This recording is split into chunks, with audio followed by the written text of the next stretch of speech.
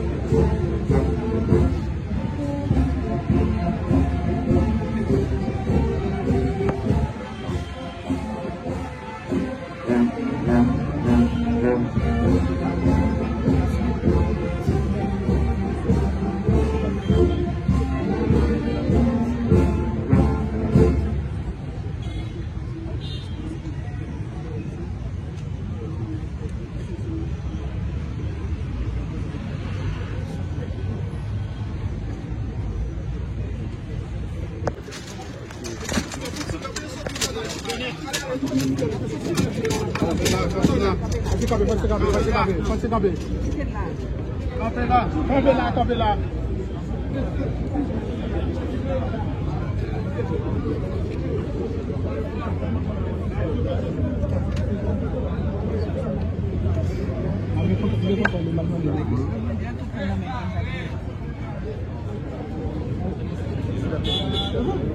c'est pas bol.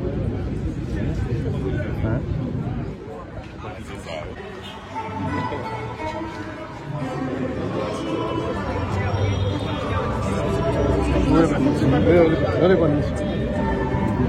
C'est back, tout vite. On la balle de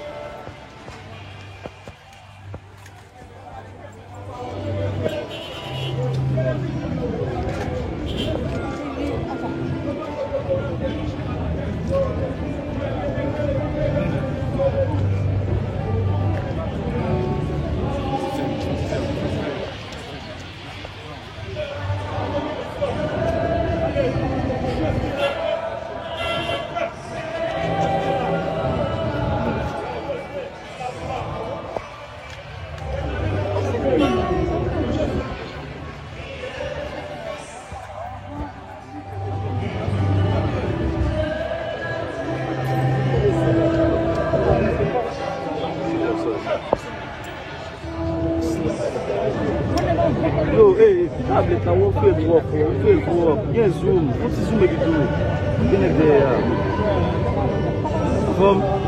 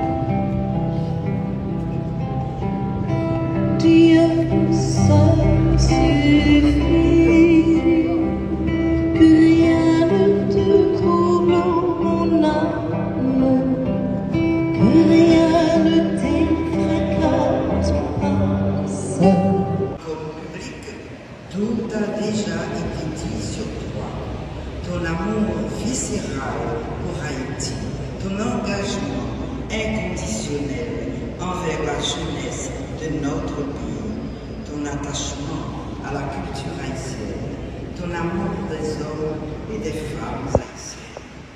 Franck, inventeur de mots, inventeur de situations, inventeur de formes et de couleurs. Tu m'as inventé, tu m'as façonné, tu m'as sublimé. Franck, que serait ma vie sans toi? Je n'ose pas l'imaginer. Je n'ai point de mots pour te décrire l'effet de ton départ. C'est un peu le renversement du monde, le renversement de mon monde. Tu as eu des ennuis de santé qui m'ont beaucoup paniqué. AVC, surdité, cancer de la prostate et ce maudit Covid qui venait des Chinois, aimerais-tu répéter? Tu t'es échappé comme à la cloche de bois au moment où on s'y attendait le moins. Tu avais même regagné un peu d'énergie. Tout le monde s'émerveillait de te voir avec tant de fougue défendre tes points de vue à la télévision. Quelle figure, disait-on, malgré cette douleur résiduelle que le Covid t'a laissée aux droits et aux jambes. Franck, ton départ a créé un vacarme à la dimension de l'immense écrivain que tu étais. Partout en cette république qui t'a tatoué au cœur, ton nom revient dans les conversations. On tente de mesurer l'étendue de ton personnage. Tes amis en Europe francophone, au Québec, aux États-Unis sont fiers des témoignages qui t'encensent, te glorifient comme un créateur hors pair qu'Haïti met au monde une fois par siècle. Comment Stéphane et Rudy ainsi que tes petits-enfants vivent-ils cette séparation? Stéphane et Rudy sont nos enfants. Stéphane est une fille. Et moi, ta Marie des îles, je suis dévastée. De quelle couleur sera l'avenir sans toi? Je garderai comme mantra ta phrase. Dieu de vie, Dieu vivant, Dieu d'amour, Dieu de lumière. Que la divine intelligence de l'énergie universelle me guide et me protège. Bien entendu, les choses vont changer. Mais comment déconstruire nos habitudes? Celles précisément qui donnent goût à la vie. Comment faire le chapelet des 1000 merci Jésus sans toi? Comment assister seul dorénavant à la messe de Notre-Dame de Lourdes et écouter ton chant favori, le Holy Spirit? Je puiserai, si tu le veux, le courage nécessaire à travers les milliers de pages de spirales que tu as laissées dans ta peinture, ta poésie, tes chants, ta foi qui m'a apporté rêves et frissons. Nous avons beaucoup voyagé. Je commençais à écrire mon petit reportage dans l'avion de retour. On s'est construit une maison qui a été très affectée par le séisme de 2010. Tu as eu le courage de la reconstruire malgré les avis contraires.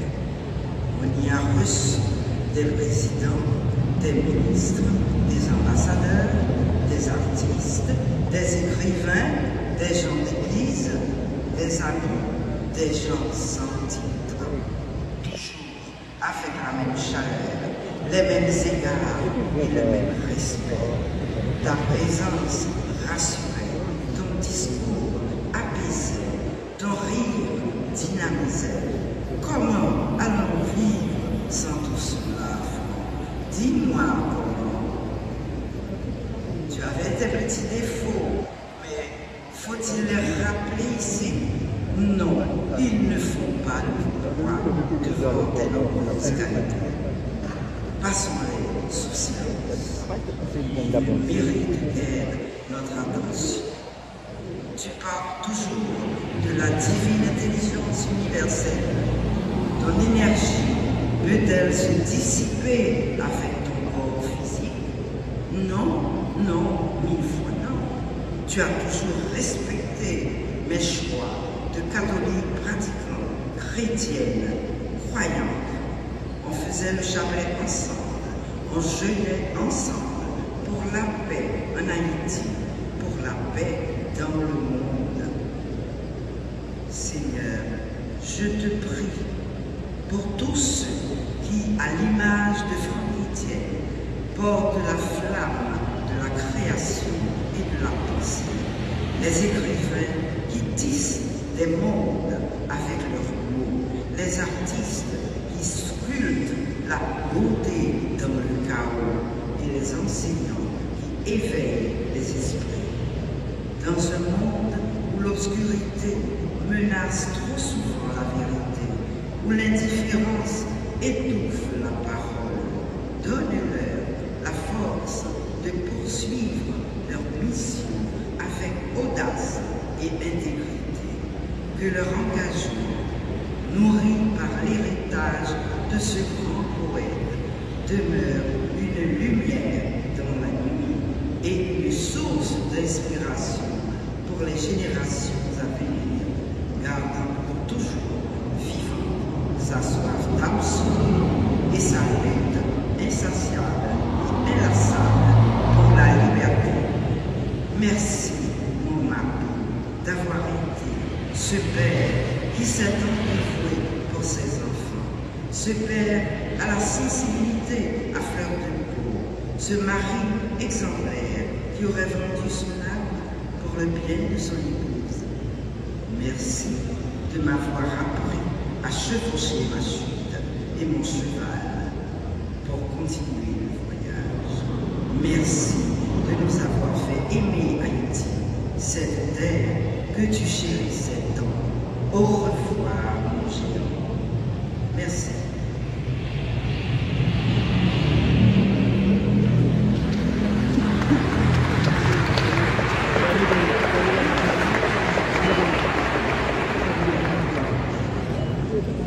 Pour tout votre support, vos lettres, ça va maintenant vous entendez? Mais vous comprendrez que je n'aurais pas pu lire tous ces messages WhatsApp, à peu près 500 par jour, c'était impossible. Mais j'ai répondu ceux auxquels je pouvais, mais pas à tous. Je suis désolée. Pourquoi je dis la dernière lettre? Je vous lis la dernière lettre que j'ai écrite en France. C'est parce que pendant longtemps, nous avons eu des relations épistolaires. Pendant tout le temps que j'étais loin de lui, je poursuivais des études à l'étranger. Je lui écrivais. Et certaines fois, même après notre mariage, nous avons continué à nous écrire. Au lieu de nous affronter directement, nous avons préféré nous écrire. Et ça marchait comme ça. Maintenant, ma lettre vit avec un géant.